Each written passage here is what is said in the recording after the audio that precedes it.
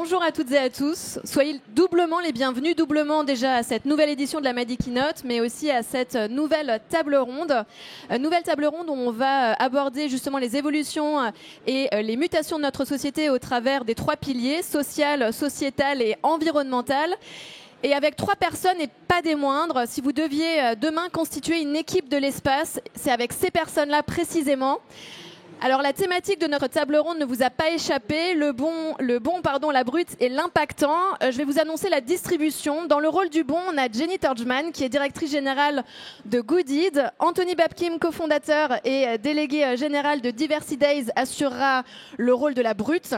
Et enfin, l'impactant sera incarné par Marianne Vincent, VP Climate Finance de Sweep. On va commencer avec toi, Anthony. Tu as naturellement pris le rôle de la brute et je pense que si on devait interroger Mounira sur cette distribution, elle serait plutôt d'accord. Elle dit de toi, il a tendance à vouloir abattre des murs. Parfois, je lui dis que ça serait bien de commencer par la porte. Avec Mounira, vous avez cofondé Diversity Day. Je rappelle que c'est une association nationale d'égalité des chances en faveur de l'inclusion numérique. Est-ce que rapidement tu peux nous rappeler la mission de Diversity Days et également les parcours que vous portez ? Déjà, merci à tous. Bonjour, j'espère que vous passez une bonne matinée. Je voulais déjà remercier toute l'équipe de Madines de mettre ce sujet de l'impact et des enjeux environnementaux et sociaux à l'honneur. J'accepte le rôle de la brute parce que quand on fait de l'associatif, quand on fait des programmes d'égalité des chances, si on n'est pas dans l'humain, j'ai envie de dire dans la donnée brute qui est la perte de confiance en soi, les enjeux autour de la discrimination, ces gens qui ont perdu parfois un peu leurs repères ou tout simplement qui ont été mis de côté lorsqu'il s'agit de monter leur boîte, trouver un financement ou tout simplement retrouver un job. Bien, notre rôle, c'est de redonner confiance. Si on enlevait tout, si on enlevait tous les gadgets de la com, si on enlevait tout... Donc c'est pour ça que j'accepte le côté brut, parce que notre métier, si on n'est pas concentré sur l'humain et si on n'est pas très pragmatique, concret dans ce qu'on délivre, bah en fait, on ne sert pas à grand-chose. Bonjour, je m'appelle Anthony Babkin, j'ai cofondé une asso qui s'appelle Diversity Days, avec une femme géniale qui s'appelle Mounira Hamdi. Et on a fait le constat il y a 5-6 ans de l'absence de diversité sociale, ethnique, culturelle, mais pas que, de l'absence de femmes aussi dans les métiers de la tech et du numérique. Et plutôt que de subir un peu cette absence, on s'est dit qu'est-ce qu'on est capable de faire à notre échelle pour faire en sorte qu'il y ait davantage de personnes diverses qui rentrent dans les métiers de la tech. Il y a un chiffre que je ne cesse de répéter. Aujourd'hui, le monde de la tech, c'est 30% des nouvelles offres d'emploi en France. C'est le deuxième secteur qui recrute le plus. Et je dirais qu'en 2020, il y a eu une vraie prise de conscience, peut-être grâce au Covid, je mets des guillemets parce que le Covid n'a pas eu que des impacts positifs, mais s'il y en avait eu un seul, c'est de faire prendre conscience à beaucoup de gens que le numérique allait faire partie intégrante de leur vie. Il y a eu ceux qui pouvaient télétravailler et ceux qui ne pouvaient pas. Et dans ceux qui ne pouvaient pas, il y a eu beaucoup de gens qui étaient à se dire en fait, je vais peut-être me reconvertir vers ces métiers. En tout cas, ça me questionne. On a créé un programme d'aide à la reconversion professionnelle qui s'appelle Déclic numérique et on a accompagné sur ces 2 dernières années 7000 personnes dans cette logique de reconversion professionnelle. Et j'ai tendance à dire que si ça fonctionne, parce que dans ces gens, il y en a presque 25% qui ont repris la voie des études, si ça fonctionne, c'est toujours dans cette logique un peu brute, c'est qu'on va aller chercher des gens que la plupart du temps on ne met pas en avant.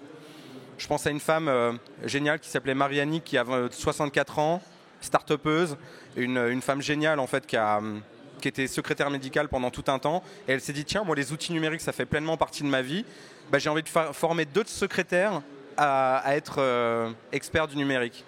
Alors, quand on présente un rôle modèle de 64 ans, alors en plus, mon truc est un peu touchy, là. On est au lendemain de la grève.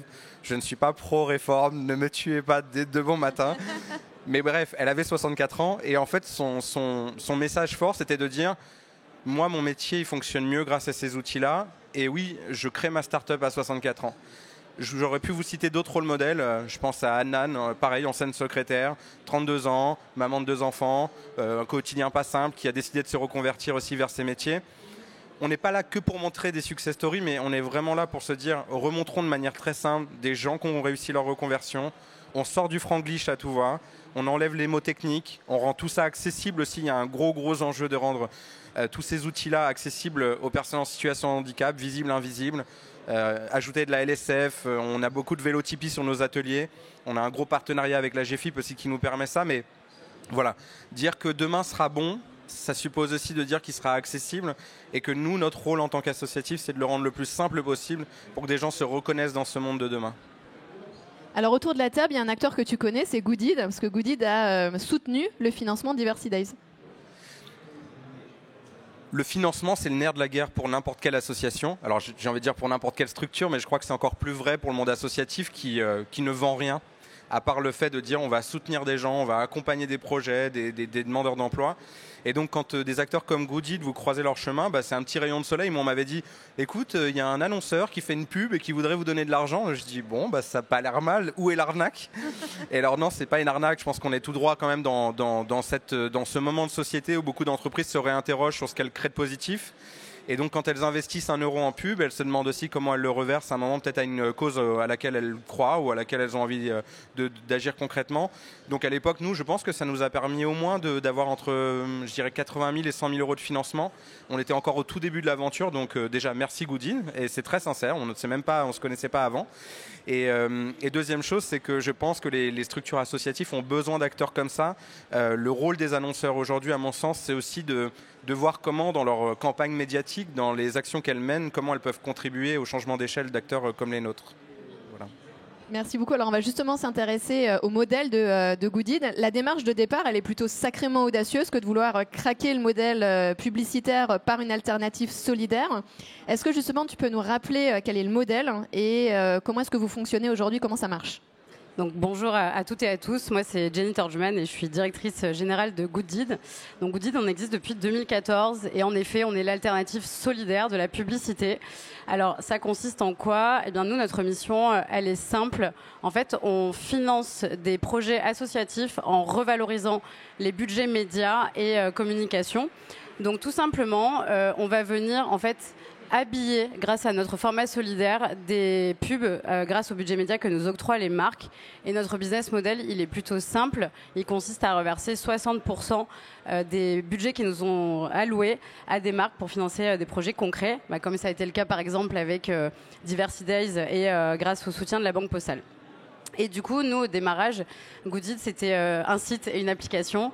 On a une communauté en fait, qui venait tous les jours sur notre plateforme pour venir financer des projets. Donc la clé d'entrée, c'était vraiment le projet. Et ils venaient visionner des pubs volontairement. Donc ça, c'est quand même assez rare pour être souligné. Ils venaient visionner des pubs volontairement pour financer des projets. Et en fait, au bout d'un moment, on s'est dit, bon, c'est bien, cette communauté, elle est top. Il y a 400 000 personnes quand même aujourd'hui, donc c'est une belle communauté. Mais ce serait bien d'aller un petit peu plus loin et d'ouvrir un peu notre modèle et notre format à un peu tout le digital. Et donc, on a lancé le format solidaire, donc le format Goodid, sur un réseau qu'on appelle Good Network, qui permet en fait de déployer ce format un peu partout là où il y a de la pub sur Internet. Et au moment du confinement, je pense que ça a été un moment un peu clé. Le monde n'a pas changé du jour au lendemain, mais quand même, il y a eu une prise de conscience. Et il y a certaines régies qui sont venues nous voir et qui nous ont dit, nous, en fait, des grosses régies comme TF1, comme Dailymotion, qui sont venues nous voir et qui nous ont dit, nous aussi, en fait, on pense que la pub, elle est à la traîne et on a envie d'en faire quelque chose de plus vertueux.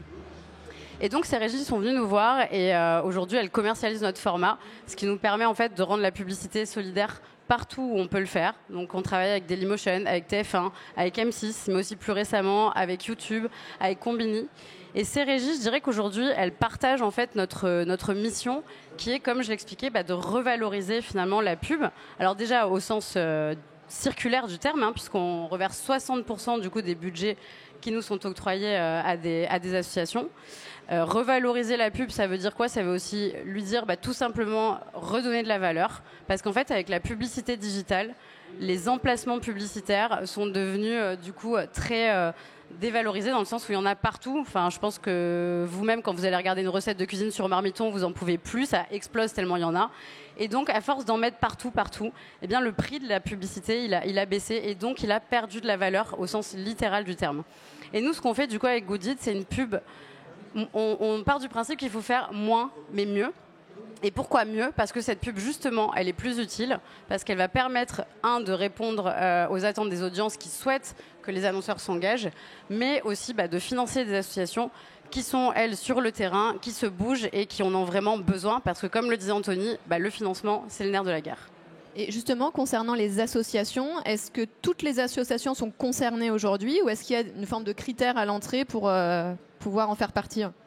Alors, du coup, pour répondre à cette question, déjà, je tiens à préciser qu'on a une super équipe qui gère ça en interne. C'est une équipe chapeautée par Lydie chez nous, que je pense que tu connais, Anthony. Donc, j'espère que ça s'est bien passé, la collaboration. Et voilà. Et du coup, pour les critères, en fait, l'approche de Goody, dans un premier temps, c'était d'avoir, je pense, le plus d'associations possible parce qu'on avait aussi besoin de se faire connaître et de gagner en crédibilité. Et finalement, comme pour la publicité, le constat du moins mais mieux, il est peut-être plus intéressant à porter aujourd'hui. Donc nous, on a 300 associations partenaires, dont la plupart s'appuient sur des labels comme Don Confiance ou IDEAS, qui permettent de vérifier la transparence du coup, de certaines associations. Et ces associations-là, elles vont agir sur l'environnement, sur la lutte contre la pauvreté ou encore justement pour l'inclusion sociale. Et en fait, ce qu'on constate de plus en plus, finalement, c'est que les annonceurs, les marques, viennent pour la plupart du temps déjà avec leur asso partenaire et c'est de plus en plus le cas. Donc ça, c'est quand même une bonne nouvelle de se dire que les marques, elles commencent à considérer vraiment l'engagement solidaire, qu'il n'y a plus de cloisonnement entre la RSE et d'un côté et la communication de l'autre. Donc il y a de plus en plus de liens entre ces différents domaines. C'est une bonne nouvelle. Par contre, l'autre constat quand même qu'on fait, c'est que depuis plusieurs années, il y a de plus en plus de grosses associations quand même qui sont soutenues, moins les petites. Donc il y a une forme de frilosité quand même de la part des annonceurs et des marques, parce qu'ils sont très exposés quand même aujourd'hui. Et également, et c'est encore plus vrai depuis le confinement, on finance de moins en moins de projets à l'étranger. Moi, quand je suis arrivée chez Goody il y a 6 ans, c'était à peu près la moitié des projets étaient financés à l'étranger. En 2022, c'est 92% des projets qui ont été financés en France. Donc je ne sais pas si c'est bien ou pas bien, je ne juge pas ça. Enfin, typiquement pour les pays du Sud ou les pays en voie de développement, c'est un sujet. C'est un peu plus compliqué parce que, en effet, quand il y a eu le confinement, on a eu des problèmes devant notre porte, enfin littéralement, mais les autres problèmes dans le monde ne se sont pas arrêtés. Et du coup, c'est pour ça que je dis, je ne sais pas si c'est bien ou c'est pas bien, mais je trouve que c'est assez symptomatique quand même d'une forme de protectionnisme auquel il faut faire attention. Merci beaucoup. Alors, on va parler entreprise et climat avec toi, Marianne. Ce que je vous propose, c'est qu'on va faire une rapide mise à niveau pour les plus novices d'entre vous. Un chiffre, enfin plutôt, on va dire une durée, 27 ans. 27 ans, c'est le temps qui reste à la France et aux pays de l'Union européenne pour atteindre la neutralité carbone à horizon 2050. Donc, on sait que les entreprises, elles sont en première ligne. Est-ce que tu peux rapidement nous rappeler pourquoi est-ce qu'on parle de bilan carbone et de quoi on parle précisément quand on évoque les scopes 1, 2, 3 ? Ok, peut-être donner un peu des ordres de grandeur parce qu'on en avait parlé, Caroline. Donc quand on parle de net zéro, qu'est-ce que ça veut dire ? Quand on parle de limiter le réchauffement climatique à 2 degrés, qu'est-ce que ça veut dire ? Donc aujourd'hui, on se dit finalement entre le matin et l'après-midi, l'hiver et l'été, finalement je peux prendre 10-20 degrés. Je suis pas finalement moins bien, au contraire, je me dis finalement il va commencer à faire beau à Londres et on pourra aller à la plage. Mais en fait, 2 degrés d'ici 2100 par rapport à l'ère pré-industrielle, qu'est-ce que ça veut dire ? En fait, c'est un peu comme votre corps. Aujourd'hui, votre corps, il a 37 degrés. À 38, vous êtes un peu malade. À 40, vous êtes au lit. À 41, à l'hôpital. Et à 42, en général, le bilan vital est engagé. C'est un peu pareil pour la planète. En fait, quand on parle de limiter à 2 degrés, idéalement même à 1,5 degré, c'est vraiment la moyenne en fait, de la température au niveau de la planète. Si on reparle un peu du coup de quelques éléments climat sans devenir trop complexe, mais en fait, si on veut limiter à 1,5 ou 2 degrés d'ici 2100, ça veut dire qu'on doit être net zéro, c'est-à-dire qu'on doit plus émettre d'émissions d'ici 2050 parce qu'il y a un phénomène physique qui fait que les émissions qu'on émet aujourd'hui, elles vont rester au moins 25 ans dans l'atmosphère. Donc aujourd'hui, on sait à peu près quel sera le climat en 2050. Et donc, si on veut continuer à bien vivre, il faut qu'on soit net zéro en 2050. Ça veut dire, d'une part, qu'il faut réduire nos émissions. Et il faut aussi qu'on arrive à capturer un peu les émissions qui sont dans l'atmosphère avec ce qu'on appelle des puits carbone. Donc, on parle souvent des arbres, des océans, mais il y a aussi des solutions technologiques qui sont en train d'émerger, qui ne sont pas encore complètement viables. Mais en tout cas, on essaie de trouver des solutions. Donc le premier constat en fait pour arriver à net zéro, c'est déjà de calculer l'empreinte carbone et calculer cette empreinte carbone au niveau des entreprises. Et c'est pas forcément super évident. Donc le bilan carbone, on parle souvent du scope 1, du scope 2, du scope 3. Donc concrètement, qu'est-ce que c'est ? Si je suis Renault, donc je construis des voitures, mon scope 1, ça va être mon usine. Le scope 2, ça va être toute l'énergie que je vais utiliser pour faire fonctionner mon usine. Mon scope 3 amont, c'est tout ce qui va arriver dans mon usine, donc mes employés qui viennent travailler, mes matières premières, tout le transport pour acheminer tout ça. Mon scope 3 aval, c'est avec tout ce qui va sortir de mon usine, donc et typiquement mes voitures. Aujourd'hui, on se rend compte qu'au moins 80% des émissions viennent de ces émissions indirectes, du fameux scope 3.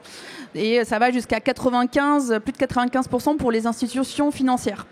Et donc, du coup, concrètement, comment je fais, moi, pour calculer ces émissions qui sont en dehors de ma portée, en dehors de mes opérations propres? Et c'est un peu aujourd'hui toute la difficulté, c'est comment je calcule ce fameux bilan carbone. D'où l'importance de la data et de la mesure d'impact. Exactement. Donc aujourd'hui, le gros enjeu, c'est comment j'arrive à collecter cette information de mes propres opérations et puis celle de mes fournisseurs, de mon produit. Et donc là, il y a vraiment un besoin technologique de se dire, finalement, envoyer des fichiers Excel tout au sein de mon entreprise et puis en dehors de mon entreprise, ça devient un casse-tête. Donc si je le fais déjà à minima une fois par an pour calculer l'état des lieux, si demain, je dois commencer du coup à réduire rapidement et collaborativement, finalement, ça devient un enjeu vraiment de data et de network. Et c'est exactement ce que vous faites chez Sweep. Je rappelle que vous êtes un éditeur de logiciels qui propose justement une plateforme de carbone management. Est-ce que tu peux nous expliquer en quoi ça consiste et concrètement quels sont vos leviers d'action ? Exactement. Donc c'est pour ça que Sweep a été créé pour justement, c'est une plateforme donc SaaS.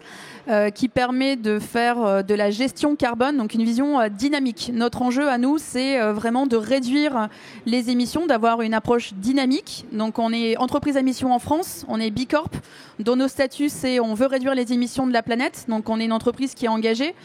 Et donc l'idée, c'est de vraiment fournir une solution à nos clients pour calculer, automatiser, faciliter la collecte de données, les calculs de manière assez granulaire pour comprendre d'où viennent mes impacts et puis pour voir du coup prendre des actions, comprendre, donner un peu des actions au sein de mon entreprise. C'est plus les 2 personnes à la com qui sont aussi en charge de la RSE qui vont devoir faire tout le boulot. C'est tous les employés qui vont dire comment je viens au bureau le matin. C'est mes fournisseurs qui vont aussi devoir s'engager. C'est la direction des achats qui va devoir se dire finalement peut-être qu'un acteur plus local aurait plus de sens pour réduire les transports. Une réflexion aussi au sein des produits. Finalement, je lance un nouveau produit en termes de matières premières, d'impact. Qu'est-ce que ça peut donner? Donc, il y a beaucoup de réflexions, en fait, et ça veut dire beaucoup de données, beaucoup d'informations, beaucoup de digestion de l'information. Et c'est pour ça que, du coup, Sweep a été créé.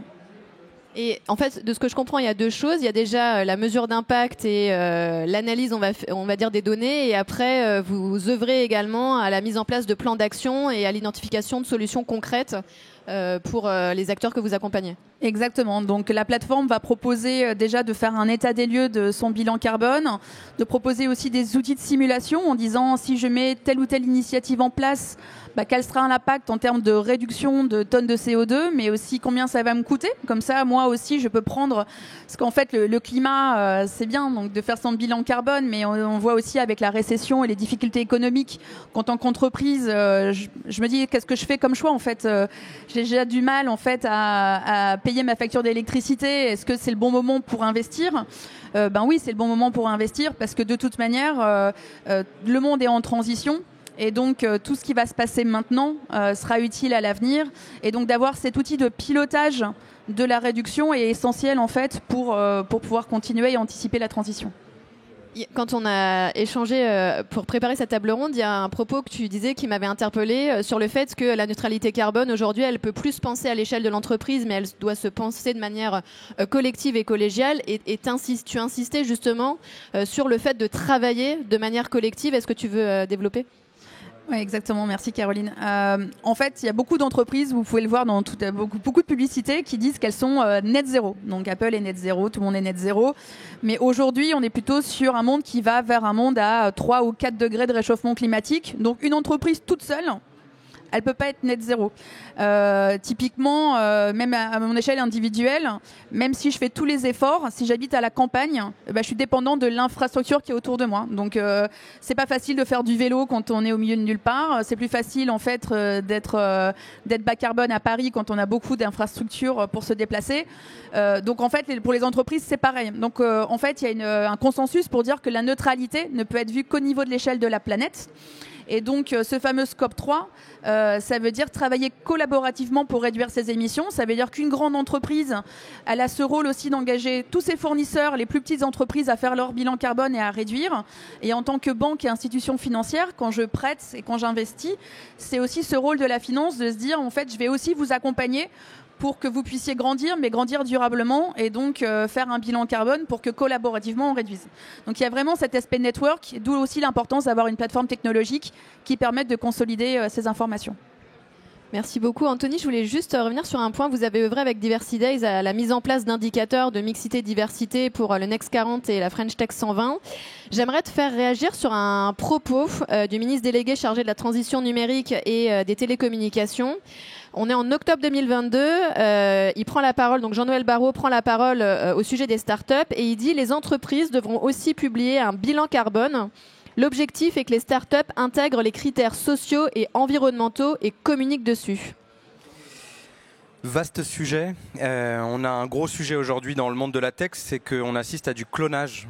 J'ai vraiment pas de mal à utiliser ce mot. D'ailleurs, c'est mon rôle puisque je suis la brute, donc je joue à fond mon rôle. Mais on assiste à du clonage dans le monde de la tech et je trouve que c'est extrêmement terrifiant.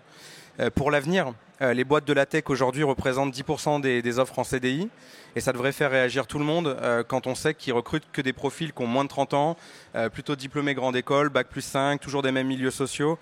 Donc moi, ça m'interroge beaucoup sur quel est l'avenir du monde de l'emploi en France. Et donc oui, les propos de Jean-Noël Barrot sont pas là par hasard. Moi, en août dernier, je suis allé le rencontrer en plein été lors de sa prise de fonction en lui disant, voilà, j'ai 12 fonds d'investissement derrière moi qui sont prêts à prendre des engagements forts pour faire en sorte que les boîtes se dotent de critères de diversité et d'inclusion. Comment ça s'est passé? Je fais très court, mais on a monté avec la Fondation Mosaïque un dispositif qui s'appelle Take Your Place. L'objectif, c'était de dire il faut qu'on accompagne ces startups et qu'on les picouse le plus tôt sur le fait qu'une politique de diversité et inclusion, c'est pas de l'empathie ou de la sympathie. C'est un enjeu de performance, bien sûr, mais c'est un enjeu aussi de représentation. Quand on passe dans les couloirs d'une boîte, il y a plein de gens peut-être qui ont postulé aujourd'hui, je reconnais plein de visages de gens qui ont travaillé dans les startups et qui se sont bien rendus compte que ce n'était pas le reflet de la France et de sa diversité sociale, ethnique ou culturelle. Et donc on a un enjeu de brasser un peu tout ça, sauf qu'il faut apporter des outils. Donc on a créé une boîte à outils où dedans ils retrouvent des outils de mesure, un peu comme tu l'évoquais mais sur le plan social.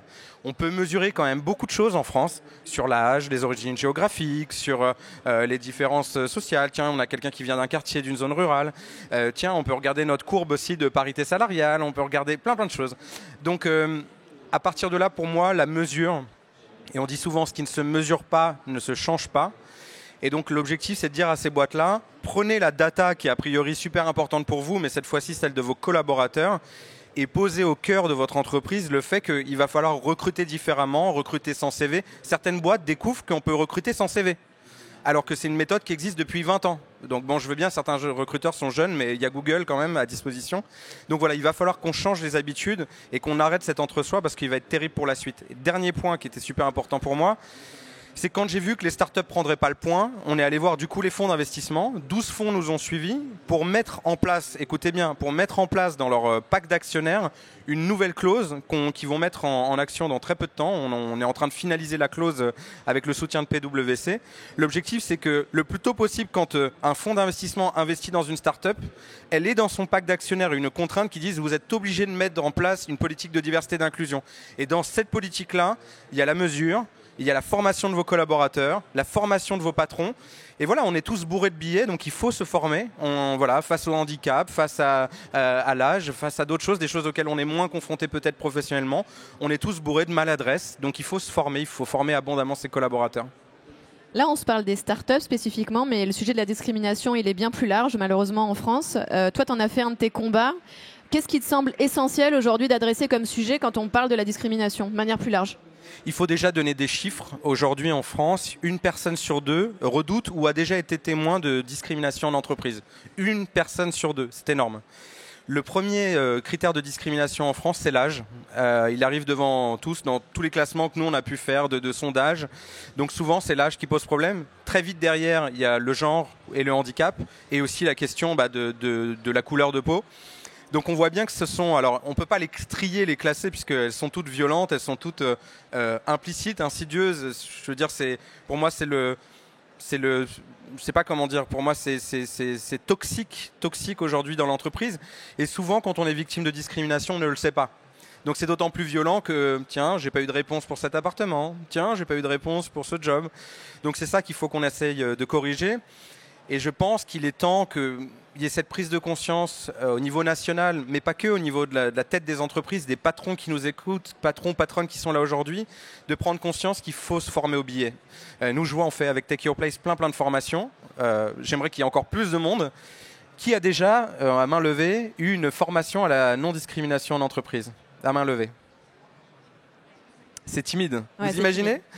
Alors, je vous dis pas, mais sortir des billets, c'est peut-être 15-20 heures déjà d'accompagnement par des professionnels. Donc, il est temps qu'on se forme massivement. Parce que voilà, face à la différence, moi, typiquement, je vais me prendre en exemple, j'avais jamais été confronté à la situation de handicap lourd. Lorsqu'on a accompagné une promo d'entrepreneurs en 2018 à Toulouse, Elodie Blaquière a été une de nos bénéficiaires. Et elle avait un très gros fauteuil, elle est atteinte d'une maladie dégénérative, donc peu à peu elle perdra l'usage de ses os, de ses membres, etc. Donc voilà, elle a une maladie où ça ira jamais mieux. Et moi je la voyais un peu comme je voyais son gros fauteuil, elle y allait un peu comme un tracteur, elle passe sur les trucs, elle dit t'inquiète Anto, j'ai l'habitude. Et puis moi j'étais attention, et elle me disait arrête d'être prévenant, ça me gonfle. Elle m'a dit, je suis pas une poupée de cire, je suis pas. Et j'avais l'impression de devoir absolument l'aider. Et en fait, elle m'a dit, si j'ai besoin de toi, je vais te le dire. Et bon, on a passé plusieurs semaines ensemble et j'ai beaucoup appris à son contact. Et en fait, je pense que, alors moi, je vous parle de ma situation face au handicap où j'ai énormément grandi, mais je suis sûr que pour tout un tas de gens qui n'ont pas été exposés à, voilà, quelqu'un qui est senior dans l'emploi, senior plus, qui serait en fin de peut-être de carrière, qui est moins adepte des outils numériques, du franglish, etc. Quelqu'un qui va peut-être être, je sais pas moi, un peu plus jeune, qui n'a pas les codes dans l'entreprise, de le prendre par la main et de dire tiens, je veux bien te mentorer un peu, t'aider. Voilà. Faisons tous un super pas de côté, acceptons la différence comme une espèce de richesse, un cadeau, et formons-nous abondamment pour faire en sorte que l'entreprise soit un milieu heureux où les gens se sentent à leur place, légitimes à faire leur job. Quand tu évoques le sujet de l'égalité des chances, qui est lié évidemment au sujet de la discrimination, tu l'identifies, je cite, comme un enjeu primordial de notre pays. Est-ce que je peux te laisser développer ? Oui, je suis triste parce que, en fait, sur les frontons de nos préfectures, il y a écrit ce mot égalité. Et quand on mesure, encore une fois, je suis attaché aux chiffres, mais vous savez que l'OCDE nous a prouvé qu'on est le pays d'Europe le moins bien doté en termes de politique d'égalité des chances, ce qui fait que pour changer de classe sociale en France, il faut 6 générations. Il faut 180 ans pour changer de classe sociale. Alors moi-même, j'ai fait l'exercice, je me suis dit, bah, c'est vrai que mes parents n'avaient pas le bac, c'est vrai que... Et puis je suis revenu, je me suis dit, ah bah ouais, c'est ça, 6 générations, ça y est, j'y suis, c'est moi, c'est mon tour, je peux peut-être promettre, voilà, peut-être me faire la promesse d'un avenir meilleur. Donc si on veut changer ça, il faut que ça devienne une préoccupation nationale. Alors vous allez me dire au même titre que l'environnement, au même titre que d'autres grandes causes, les violences faites aux femmes, d'autres causes qui sont super importantes, et à mon sens ce serait voire ridicule de les classer et de dire ça c'est plus important, moins important, mais vous savez qu'à la veille des élections on a toujours les préoccupations des Français, et dans les préoccupations des Français, j'aimerais qu'on soit tous conscients que si on veut un avenir meilleur pour nos enfants, ça suppose que dès l'école on entende parler, c'est quoi une classe prépa ? C'est quoi une grande école ? C'est quoi, je sais pas moi, c'est quoi les métiers d'avenir qui sont peut-être des filières professionnelles mais qu'on ne dévalorise pas ? Et que chacun et chacune y a accès et peut y avoir accès. Hein. Exactement. Et donc je crois que l'égalité des chances comptera qu'à partir du moment où le président de la République ou d'autres acteurs qui gouvernent ce pays en feront une priorité nationale. Merci beaucoup Anthony. Alors Jenny, tu as repris récemment la direction générale de Goodid. J'aimerais t'entendre... C'est quoi le projet que tu as envie de porter personnellement et avec quelle vision ? Du coup, en effet, donc déjà, je tiens à remercier Vincent, qui est le fondateur de Goodid, qui m'a donné la possibilité de reprendre les rênes en septembre dernier de cette super aventure. Pour le coup, déjà, moi, mon objectif, c'est de montrer qu'on peut être une entreprise sociale viable et de manière pérenne. Et ça, du coup, ça passe aussi par voilà, le bien-être des collaborateurs. Nous, on n'a que des gens qui viennent chez Goodid. On est 25 aujourd'hui. Et c'est que des gens qui sont assez différents. il n'y a peut-être pas assez de diversité, en tout cas on y travaille, mais c'est que des gens qui sont assez différents et qui ont un objectif, c'est de financer des associations grâce à la pub. Et comme le disait Anthony, je pense qu'il y a quelque chose qui est super important au bout d'un moment, et ça c'est vraiment mon objectif, c'est pas de faire de la croissance pour faire de la croissance, d'être des leaders pour être des leaders, ça nous intéresse pas. C'est que chacun se sente à sa place et chacun se sente légitime, et c'est comme ça qu'on sera bien. Et pourquoi je dis ça, c'est parce que je trouve que justement avec tous les grands mots que je vais mettre derrière, de la Startup Nation, des licornes, etc., oui, c'est génial et heureusement qu'il y en a, mais chez Goodid, on ne voit pas forcément les choses comme ça. On a tendance à plus être des inspirateurs et des inspiratrices que des leaders. Pourquoi ? Parce que finalement, un leader, c'est celui qui va vouloir un peu, parfois, écraser les autres pour trouver sa place, rester le premier. Nous, c'est pas ce qu'on veut. On veut inspirer pour rendre l'entrepreneuriat social un peu plus désirable. Et du coup, la course à la croissance... Bon, je dis pas ça parce que je fais 1m54, mais pour le coup, parfois, il vaut mieux grandir doucement, mais sûrement, plutôt que de grandir trop vite pour pas savoir tenir debout. Donc ça, c'est le premier point. Et une fois qu'on s'est dit ça et qu'on a posé ces valeurs, ça nous permet d'avancer.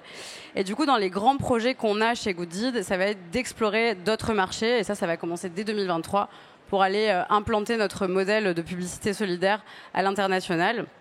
Pourquoi ? Pas juste dans le but de faire de la croissance, justement, mais pour que l'impact qu'on puisse avoir demain, il soit plus conséquent et plus important, et que du coup, tout à l'heure, je parlais de revalorisation, on puisse passer de la revalorisation à la redistribution. Parce qu'en fait, du coup, Goodid, aujourd'hui, c'est plus de 670 projets associatifs qui ont été financés.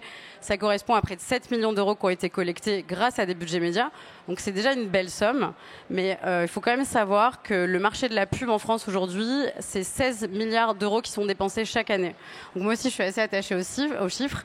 Imaginez si à chaque fois qu'il y avait 1 euro dépensé en pub, il y avait 5 centimes qui étaient reversés pour des projets.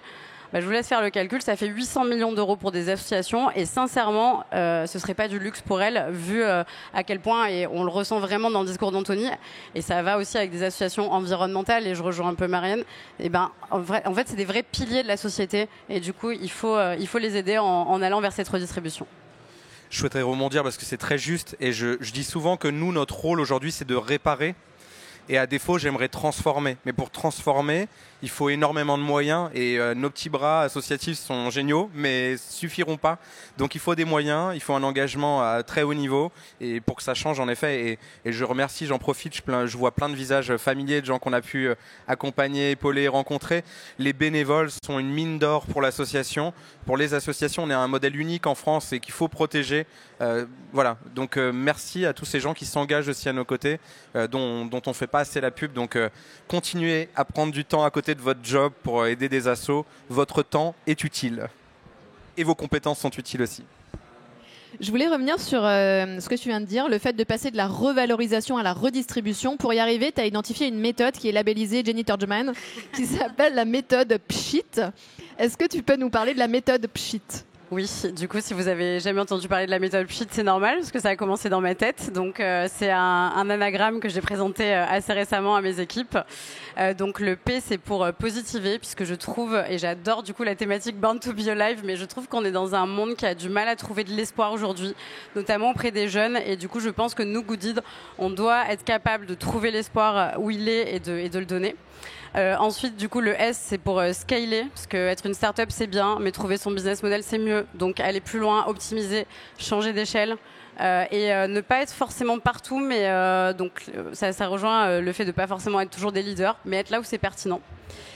Du coup, ensuite, il y a la partie H, donc humain, humanisé. Déjà, ça veut dire nous rester une entreprise à taille humaine, avec nos cultures, et pas oublier en fait que avec toutes les parties prenantes qu'on a, que ce soit des associations, que ce soit des clients, que ce soit des partenaires et des collaborateurs, il y a toujours un humain en fait qui se cache derrière ça et qui va essayer d'agir au mieux. Donc ça, c'est vraiment quelque chose qu'on essaie d'insuffler. Ensuite, du coup, le I pour inspirer. Donc ça rejoint le fait de ne pas toujours vouloir se positionner en leader, mais d'être de vrais inspirateurs, et pas des aspirateurs, parce que certains m'ont repris, inspirateurs et inspiratrices, et de rendre l'entrepreneuriat social plus désirable, parce que je pense que le changement de la société, il passera par l'entreprise, du coup. Et le T, comme tu l'as dit tout à l'heure, c'est transformer.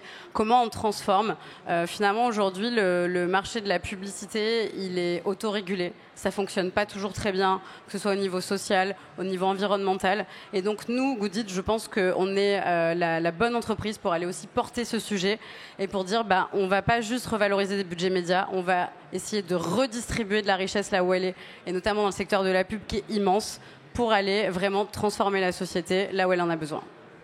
Voilà donc la méthode Pchit. Merci beaucoup de nous l'avoir partagée. Alors, on a une autre formulation qui est labellisée SWIP cette fois-ci. C'est la notion de Forever Company. Est-ce que tu peux nous expliquer ce qu'est une Forever Company ? Alors, la Forever Company par SWIP, c'est effectivement, est-ce que mon entreprise existera toujours dans 10 ans, dans 50 ans ? Et on voit aujourd'hui, on va reprendre un peu ce qu'ont dit Anthony et Jenny, c'est qu'une entreprise, elle va devoir se réinventer, elle va devoir se transformer, elle va devoir s'adapter en fait dans un monde bas carbone. On voit qu'il y a beaucoup de changements aujourd'hui qui sont autour de nous. On a un agenda, on va dire climatique, qui est plutôt entre 20 et 50 ans, et un agenda politique ou entreprise, on est plutôt sur des mandats de 4-5 ans. Qui va prendre les décisions un peu difficiles pour se réinventer ? Alors, il y a la manière un peu difficile par la réglementation. On voit par exemple, si je reprends mon exemple de Renault et de mes voitures, en 2035, il y a beaucoup de réglementations en Europe, en Californie et dans d'autres pays qui vont interdire les voitures thermiques. Donc ça veut dire que si moi je construis des gros SUV diesel polluants, dans 10 ans, en fait, mon business model, il est mort et ma boîte, elle fait faillite. Donc, il faut que je me réinvente et changer toutes les chaînes de production. 10 ans, c'est court. Donc, il faut investir, il faut se dire comment j'y vais. Après, c'est sûr que, je ne sais pas si vous avez vu les annonces récentes dans la presse, ça donne pas très envie. Donc, hier, il y a le directeur de Unilever qui s'est fait dégager parce qu'en fait, il n'y avait pas assez de performances financières et qu'il y a eu trop d'engagement sur la transition climatique. Un peu comme Emmanuel Faber avec Danone. On a le même jour BP qui dit moi j'ai fait plein de super profits, donc finalement le pétrole c'est la clé, et finalement je vais un peu décaler mon agenda de climat et puis investir dans les énergies renouvelables parce que c'est moins rentable. Donc ça donne pas envie, mais en fait ça c'est très court-termiste parce qu'en fait les puits de pétrole, la Terre a mis des millions d'années à faire ces énergies fossiles, donc en fait c'est déjà en déclin. Dans 10-15 ans on n'aura plus d'énergie fossile, donc de toute manière ces boîtes, il va falloir qu'elles se réinventent. Donc, si le mur n'est pas encore assez près, il va devenir de plus en plus près. Donc, il y a vraiment cette notion de, pour être une Forever Company, il faut que je me réinvente. Et nous, on l'applique aussi à nous. Donc, ça veut dire qu'on fait notre bilan carbone. On a des chantiers diversité parce qu'on croit beaucoup, effectivement, à la richesse d'avoir des personnes de tout horizon, de nationalités différentes, de diversité sociale, diversité ethnique, diversité aussi d'orientation sexuelle. Enfin, ça apporte énormément de richesse au sein de la société et donc voilà, il faut se nourrir de ça, se nourrir de la société, se nourrir des changements et se former. Et là, je suis super d'accord avec Anthony. Aujourd'hui, on se rend compte que le principal obstacle, en fait, c'est la compréhension des enjeux. Qu'est-ce que ça veut dire pour moi ? Qu'est-ce que ça veut dire les ordres de grandeur ? Et donc, il faut bien comprendre et ça doit se faire au niveau de la direction de chacune des entreprises. Born to be Alive, c'est la thématique de cette 7e édition de la Madi Keynote. De quoi vous mettre la chanson de Patrick Hernandez en tête pour un bon moment. Pour conclure cette table ronde, justement, face aux mutations et aux évolutions de notre société, j'aimerais vous entendre chacune et chacun à votre tour. Qu'est-ce qui vous permet aujourd'hui de rester vivant dans un monde qu'on espère toutes et tous plus juste et plus inclusif ? Je vais reprendre un peu ce que disait Jenny sur le positivisme. Born to be alive, ça veut dire que, quelque part, chaque action compte. Alors, si on prend mon sujet qui est le climat, c'est vrai que tout le monde se dit de toute manière, moi peu importe, à mon échelle, c'est pas moi qui vais changer les choses, mais en fait on peut tous changer les choses autour de soi, à sa petite échelle, et il y a vraiment beaucoup de choses à mettre en place. Et c'est justement en montrant l'exemple que on va faire un petit peu ce cercle vertueux où tout le monde va pouvoir commencer à réduire et s'adapter à un nouveau monde. Moi, Born to be Alive, ça m'a fait penser que Patrick Hernandez, je crois que c'est une Forever Company. Le mec, il a fait une chanson il y a 43 ans et on l'écoute encore aujourd'hui. Donc je crois qu'il a tout compris pour le coup. Non, trêve de plaisanterie. J'adore la thématique parce que, comme je disais, et c'est ce que tu disais aussi, Marianne, voilà, avoir de l'espoir déjà, c'est important. Donc Born to be Alive.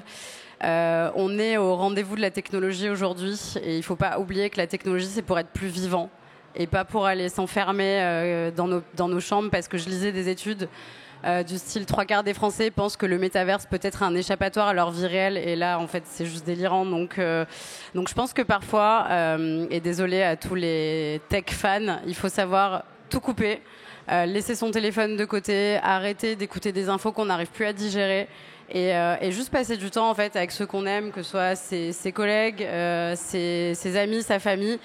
Et rire aussi, j'adore rire, donc aller voir du stand-up, aller voir du théâtre et profiter un peu. C'est ça pour moi, Born to be Alive. Merci. Anthony, le mot de la fin? Et Born to be Alive, ça me rappelle mes soirées étudiantes. Et des soirées pour beaucoup, des anniversaires ou des mariages, non? Il y en a qui assument? Je vois que beaucoup de gens n'assument pas. Je fais très vite parce qu'on n'a plus de temps. J'aimerais finir, moi, par la partie solution. Je vais être très, très concret, pragmatique. J'aimerais, je vous entends, je vous vois tous captifs. J'aimerais que vous rentriez dans vos entreprises respectives ou dans vos jobs respectifs, entrepreneurs, et que vous passiez à l'action. Il existe des centaines de solutions. Je vais les name dropper, mais comme ça. Si vous voulez vous reconvertir vers les métiers du numérique, on a un super programme qui s'appelle Déclic Numérique. Foncez, il est gratuit, 100% en ligne. On fait des petits miracles avec ce programme. Il est ultra accessible. Si vous voulez mesurer l'impact de vos politiques diversité et inclusion, il y a 2 outils qui me paraissent chouettes. Il s'appelle Me and You Too, qui permet d'analyser le sentiment d'inclusion des personnes dans l'entreprise. Me and You Too. Et le deuxième s'appelle Mixity. Je voudrais aussi vous mentionner des programmes de mentorat, parce que votre temps, il est précieux aujourd'hui. En tant que mentor potentiel, en tant que personne qui agissait sur du mécénat de compétences, je pense au programme Maison d'article 1, qui vous permet à tous d'être mentor, de mentorer quelqu'un de plus jeune que vous. Ça peut être aussi le programme de l'Institut Télémac, qui fait aussi ce genre d'accompagnement de lycéens. Voilà, en tout cas, et ceux qui sont dans le monde de la tech, on a aussi un programme qui s'appelle Take Your Place. C'est une cotisation qui est plutôt symbolique, mais qui vous permet aussi de passer à l'action. Voilà, donc le mot de la fin, c'est si on est tous Born to be Alive, comme tu dis, pour moi, c'est le monde de l'action et des solutions. Et restons sur cette journée en mode optimiste. Et vous avez tous un rôle à jouer dans cette transition. Merci à tous de nous avoir écoutés. Merci. Et bonne édition de la Madi Keynote. Bonne journée à toutes et à tous.